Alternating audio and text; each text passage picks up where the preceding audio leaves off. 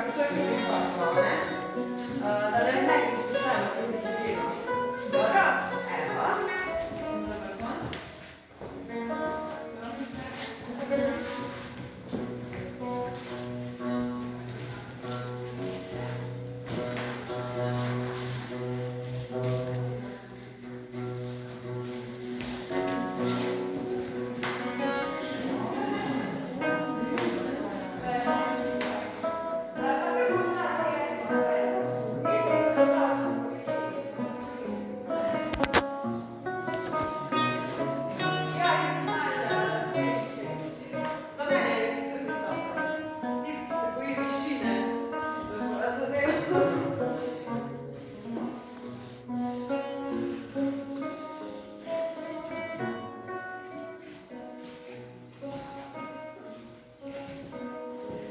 A je fejst visoko?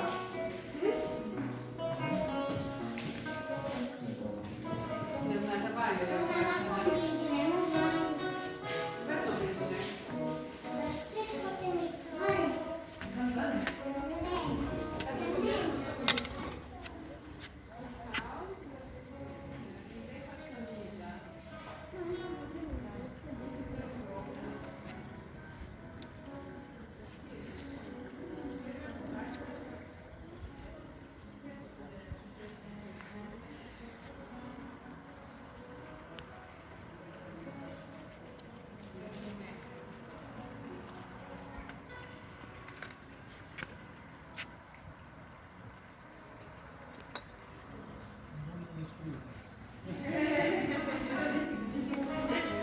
Evo, lahko še grede pogledati. Gledajte to peč. Peč se kuri, se gre. Tako še zdaj. Čakaj, to je samo nekaj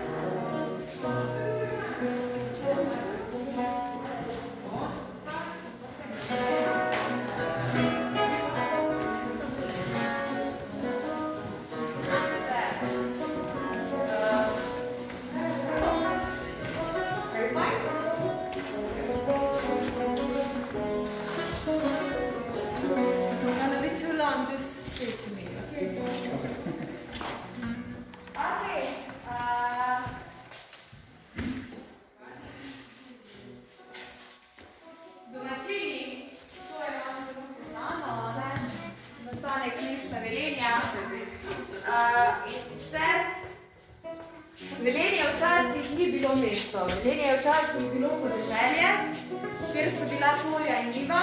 Tukaj tudi vidite eno fotografijo, kako je izgledalo pred drugo svetovno vojno. Ker po drugi svetovni vojni, ko premogovnik Velenje odplije velike zaloge premoga, v bistvu tukaj nastane vprašanje, kje pridobiti toliko delavcev. Zato jih začnejo privabljati iz različnih krajev Slovenije, kasneje tudi iz bivše Jugoslavije. In na podlagi tega pa seveda ti, ko pa začneš ljudje privabljati, pa že avtomatsko potrebujejo stanovanja, neko kulturno središče, zdravstveni dom, potem šola in vrtce in približno v 20 letih pa mesto Velenje nastane. In sicer mesto Velenje se je gradilo podajniško, prostovoljno. Ker namreč tisti, ki je zbral največ prostovoljnih ur, je potem tudi dobil zastonj stanovanje v centru mesta. In za te ure so tudi podeljevali značke. In sicer za 100 ur, zaključujem. Za 100 ur je bila zlata značka, za 75 ur srebrna in za 50 ur bronasta.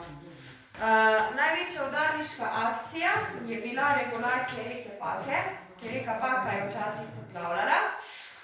In sicer, seveda, pač v bistvu so reko Pako ob njej malo razširili zemljo. Zdaj, nedavno nazaj so v bistvu očistili reko Pako, tukaj, ko se bodo peljali tam nekimi motorja, vidi, da v bistvu nekako s skalami za grejene.